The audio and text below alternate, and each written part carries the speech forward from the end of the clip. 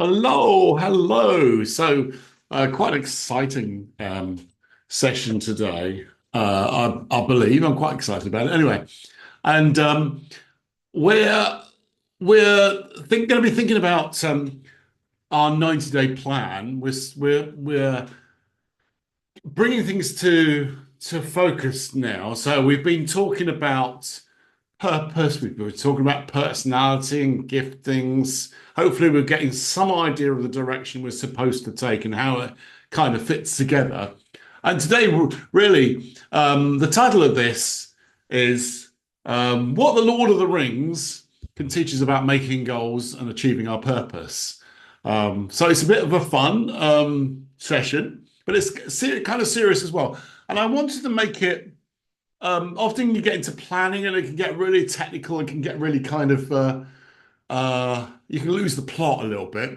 And I wanted us to think around some of the real issues with planning as well. So it's going to be a little different, a little bit of a different take. And I'm going to use the Lord of the Rings as a bit of an analogy as well because it's quite helpful. So I hope you like Mount Doom behind me. Um, uh, So, but the Lord of the Rings is a very powerful story. I've been reading it myself, actually. So I've been working my way through the Hobbit, the Fellowship of the Ring, the Two Towers, and lastly, the Return of the King. It's such a brilliant analogy for life, and there's so much we can learn that we can apply when we're making goals. Because um, it's so interesting because you've got Frodo Baggins, who's this humble hobbit, and he's given this one purpose, really. His purpose is to destroy this ring. And it's a journey story. And we're all on a journey. And I want you to think about this. I want you to dream with God about the journey that you're on. Because often your setting goals can be just so mundane, can't it? And I want you to get excited and envisioned again that you're the hero, you're the Frodo, you're not, Frodo wasn't a wizard or a warrior or an elf. He's an unlikely hero, and I want to say you're the unlikely hero in the story. God wants to use the weak things to bring to shame the wise, as it says in the Bible. And it must have seemed unattainable, the purpose. But God, God can use us to attain what is unattainable. And when we're making the goals, we'll probably do a little bit more this next week. But we want to be going for goals that are unattainable, not just attainable. Because if they're attainable, then there's not much faith required, is there? Imagine the faith that Frodo needed to accomplish this task, that was this burden that he actually had to of taking the ring and destroying the ring in the fires of Mount Doom behind me. Imagine if that was your destination. Pretty tough assignment, wasn't it? And so the first thing, number one, really, is purpose and alignment. And we're thinking in terms of 90-day goals, but this is just general. We're talking really about general planning, really, here today. But we can think of it in 90-day goal because that's a nice. It's nice. It's easy to 3 months is not too long to. So we're really thinking about early 2025, aren't we? So I want us to be thinking with that time scale. And for Frodo, his mission was clear. How he attained that wasn't so clear. And hopefully you've come to some alignment and you've begun to understand your own purpose, got clarity of that. You understand your own personality and how your giftings work. I hope you're getting some clarity with that.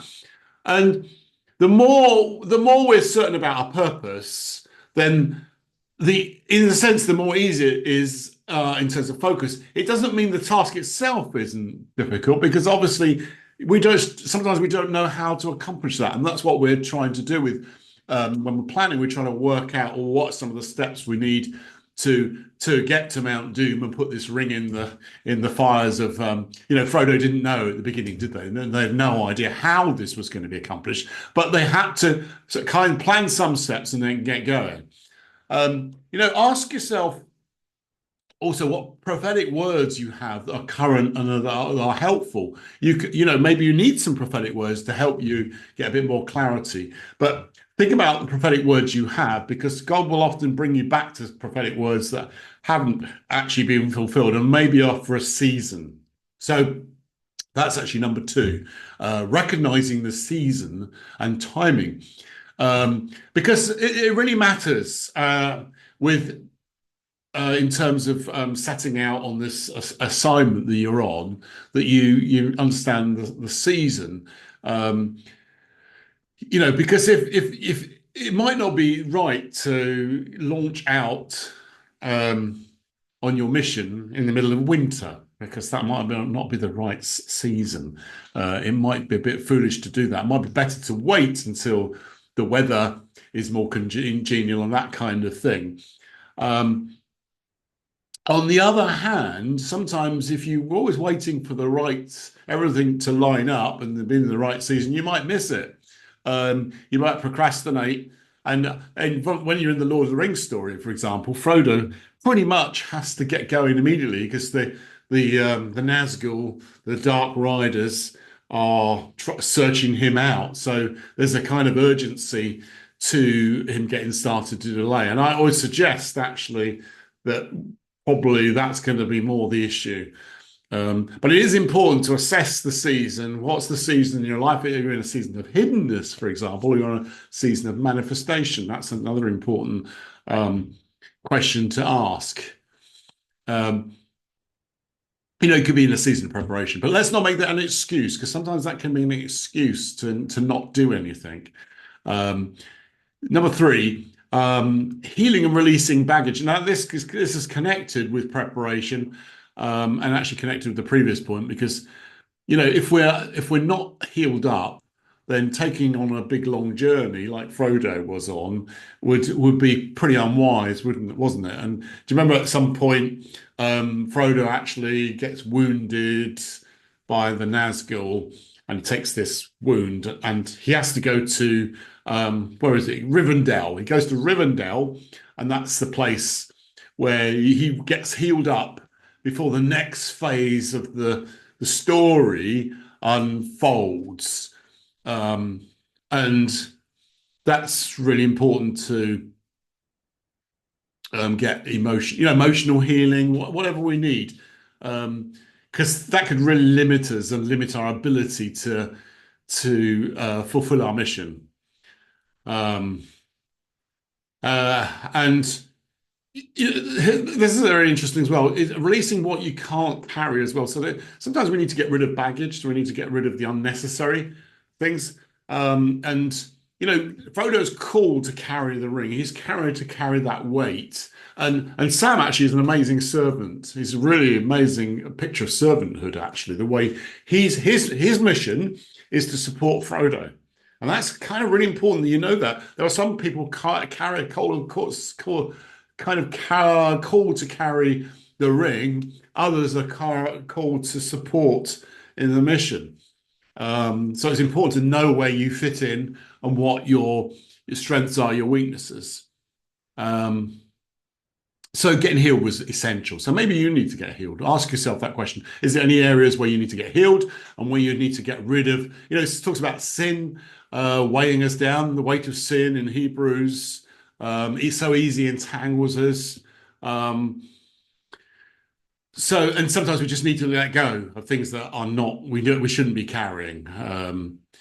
Because you know the last bit when they're actually trying to get to Mount Doom, you know it's the terrain is awful and you just can't have any extra baggage. You really can't. There's only certain things you need. Number four, this is an interesting one as well. Facing obstacles with faith. The role of Gollum. And it's an interesting one. I love the story, and it's very fascinating, isn't it? How you know Gollum is this. He's obsessed with the ring. He's addicted, really. He's kind of broken. He's kind of possessed, really. He's got two personalities, Gollum, and I've forgotten what the other one's called, but you remind me in the chat. And he ends up being an unlikely guide in the last kind of phase, where he's actually guiding them to Mount Mordor and showing them how to get under the enemy's radar. And I was thinking about this, his motives are totally selfish. But God even has a purpose for Gollum, doesn't he? And Gollum obviously dies in the end. But in the final moments, and if you haven't read this, this is kind of ruin the story in one sense, but I'm sure you have read it. The final moments, it's Gollum actually that actually, I haven't read this, but I haven't got to this bit in the book yet. This is what I'm remembering from the films and the books I've read in the past, is I think he bites Frodo's finger puts a ring on, and the Gollum falls in the fire with the ring. So in the end, Gollum is kind of the final key, last step in the process of the mission being fulfilled and the ring being destroyed. Frodo wouldn't have been able to do it. He manages up to that point amazingly, but so Gollum is part of God's plan, and which is a bit of an awkward one, isn't it? Because he's not very nice, and Frodo has to learn patience. Sam does as well, and with Gollum, who's got ulterior motives and plans that he's not what's the word, he plans that they get attacked by the spider and all that kind of thing. So he's not really on their side, but because he's so fixated with this ring and stuff, he's there. I think that's quite a bit like, I think this is a really good picture actually of what people talk about as Paul's thorn in the flesh. It's actually a messenger of Satan that keeps Paul humble, keeps Paul, grace. My grace is sufficient for you, and you can see that in the story, can't you? Where Gollum's like the pay. They don't really want him along, but they need him, and he actually enables them to achieve the purpose in the end. So, who are the Gollums in our lives? And there's something. It could be, it could be a person that actually we kind of don't want them there, but actually God has used that person to train us and to give us grace as well. So anyway, think about that. Difficult people can be useful to us in that sense. We don't really like them being there, but they can grow us and they can help us learn. And we learn discernment and all sorts of kinds of things as we go along. Number 5, setting faith-driven goals. That's what I was saying earlier about not thinking too small in terms of talk about SMART goals. We don't want to think of too much too much being realistic, because actually God may want us to think bigger. And our goals should be, because if God can do more than we can ask or imagine, surely when we're planning, we need to be thinking of we need to dream with God and think of goals that maybe are a little bit out of our ball court, as it were. Let's ask the question: Is the goals you're planning too small? Are you thinking too small? How much faith do you need for these? So that you want goals that are going to stretch you and grow you. And are they aligned? Are the goals that we're setting or starting to set, are they actually aligned with our purpose and our personality? All the things we've been thinking about really helps us, because there's no point setting goals that are not aligned with that, because they're not in God's will. Choosing the right companions is number 6. This is really important. So we might have a Gollum going with us, so we might not have much choice about that companion. But finding your fellowship, that's the fellowship of the ring, isn't it? That was a really important stage in the journey, because, Frodo doesn't have much choice. In a way, Gandalf gives him a prophecy, gets him started, commissions him. And sometimes that's what happens, isn't it? Jesus comes into our lives and gives us this purpose-driven goal, and we kind of, well, I don't know what I'm doing with this. But God will put people in your life to help you, and this is the thing with Frodo. There's a fellowship. There's 8, I think it's 8 others I think it is 8 others, who are there to help Frodo. So, you've got the wizard, you've got the dwarf, you've got the elf, you've got the men, and they all have their part. That first stage of the journey is a difficult one, and Gandalf has the fight with I forgot what it's called now. Yeah, he falls in the fight with the Balrog, and there's others that are there for them, but there's a point where the fellowship ends, and it's really interesting, that, isn't it? So there's a point where that being with others in this group, this fellowship, is really important and helps Frodo achieve the goal, get there. But there's a point as well. There's the point where the Boromir, tries to take the ring off Frodo. Gandalf has fallen in the pit. They don't know where he is, and it feels like the Fellowship is breaking apart, and it is. And it's breaking apart because the season is over. And that comes back to the season thing again. The season has changed. And Frodo has to make a decision, actually. He decides to do it alone, doesn't he? He decides after that happens, he decides to do it alone. But Sam managed to find him. And actually, he's really important that Sam is there with him. So it goes from this fellowship, big long group of people, to a much smaller group. And so this traveling companion is Sam, and Sam is an amazing servant, and really, as I said, he's Frodo's right hand man, and he couldn't have done that without Frodo by his side. So let's reevaluate the relationships in life, because that's another. God doesn't call us to do things alone. He always puts someone there to help us. So who are those people? So this needs to be part of your planning. You need to be asking, well, who are the people that God wants me to be with? Maybe the fellowship has ended. Maybe there needs to be certain things that need to die. Certain groups that you're part of need to die, and they've served their purpose. They've got you so far, and now it's time to move on. It's time to find who, sometimes it goes smaller, doesn't it? So it goes from a big group to like the coaching I'm doing now. It's got smaller, but able to achieve a lot more. So yeah. So think about the relationships you've got in your life, whether they're the right people. That's part of your planning as well, I think. Number 7, gathering resources and preparing for the journey. So part of what we need to be planning for is what do we need for this journey? Frodo obviously needed some supplies. The bread that the elves gave them was really, really helpful for them, wasn't it? Of keeping them solving their food problem. We need tools and knowledge to accomplish our to accomplish your goal. What do you need in terms of resources? What do you need to educate yourself? Do you need to So you need a compass, wouldn't you? You need a map. You need to make sure we've got the right tools and the right clothing and all that kind of thing. It's important to think practically. What do I need to achieve the goal? So make a list of practical resources you need. Maybe you need a better computer. Maybe you need to. I can't, think for you. You've got to think of some of those things that are handling, slowing you down. I remember when my computer was going really slow and I had to make that decision. I'm going to buy a new computer. And it made so much difference because suddenly everything was, so much quicker.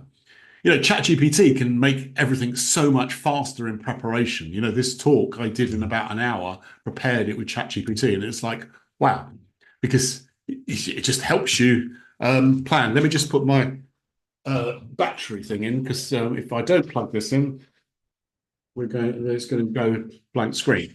Right, that's good. Power's been restored. 8, last one. So recognize the impact of personality on the journey. So this is kind of part of as we're concluding here a little bit. Hopefully we've learned when we did the personality section of the course, and we talked about the 4 basic personalities. That is quite helpful to the basic 4 pictures, which is you've got the clerics, the phlegmatics, the sanguines, and the melancholics. And I don't think you need to go into more detail on this, because it's really helpful to have quite a broad brush approach to this.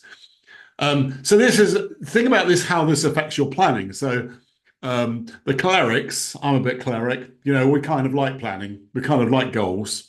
But the dangers of planning and goals is you can lose sight of just enjoying the journey. You can just, get so fixed that you want to be there at Mount Doom or the end. And imagine the Lord of the Rings, and they got there without any of there wouldn't be three books, would there? There'd be like one short story, but it was three books worth. Um, if you're a phlegmatic, and the phlegmatics tend to be very laid back, they like stories. The hobbits are quite phlegmatic, actually, I would say, actually, personality. Um, they're great at savouring the journey. Sam wanted to stay, they wanted to kind of stay in Rivendell, but there's a time when you've got to move on to the next phase, and you don't want to just you want to enjoy the journey, but not at the expense of achieving the goal. Um, so if you're a phlegmatic, ask that question to yourself. What are you putting off because you're quite happy where you are? Because yeah, important. The sanguines, I'm a bit sanguine as well. So sanguines like talking about talking about my Mount Doom and the journey rather than actually doing it. So you've got to be careful, haven't you, of talking more than actually acting. So what actions are you going to take is part of your planning as well. Make sure that's there, because it will just be hot air and you'll be still talking about it in a year's time. Lastly, the melancholics. So melancholics are the ones who see all the problems and the detail and all the impossibility. The melancholics would never get to Mount Doom because they would see all the problems, and and they wouldn't have the courage and faith to achieve it. So make sure you are looking. It is important to look at the problems, but you're not going to be able to work it out. Sometimes you've just got to get on with it. Like the phlegmatics, you just got to get on with it. You've got to jump out and start. You've got to start that journey. Frodo didn't have any idea where he was going, did he, at the beginning? He didn't know all the challenges he was going to face. If he had, he probably wouldn't have done it because he'd have been so scared. So God often brings us, often does that as well. So we actually get going and we move forward. So yeah, if you're melancholic, try and look positively at things as well. That's you'll probably need more faith to help you a little bit. And that's why you need other people as well to keep you positive. That's the other positive, isn't it? Being with others with other personalities, it can really help you stay sane. So that's really all I wanted to say. Hopefully that's been quite helpful to you to think about the Lord of the Rings and how it kind of helps us in our journey today, planning. So if you can write it all down, because writing down clarifies things and really helps us makes us more likely to achieve something. But as I say, I want you to think holistically. So obviously think of specific goals, but I want you to think about these other things that I've drawn to your attention to think, well, they're an important part of the planning and understanding this whole process. So like Frodo, you might not feel you're qualified, but God has called you. And with help and perseverance, because imagine the perseverance they needed, didn't they, to get there? It was pretty difficult. But with God's help, you can achieve your goals, and obviously ask the Holy Spirit for His help, because He's the encourager and He's the best coach there is, and He will help you highlight really the things that really matter and help you make the right choices. So hopefully that helps, and I will see you in the next video. Thanks for watching.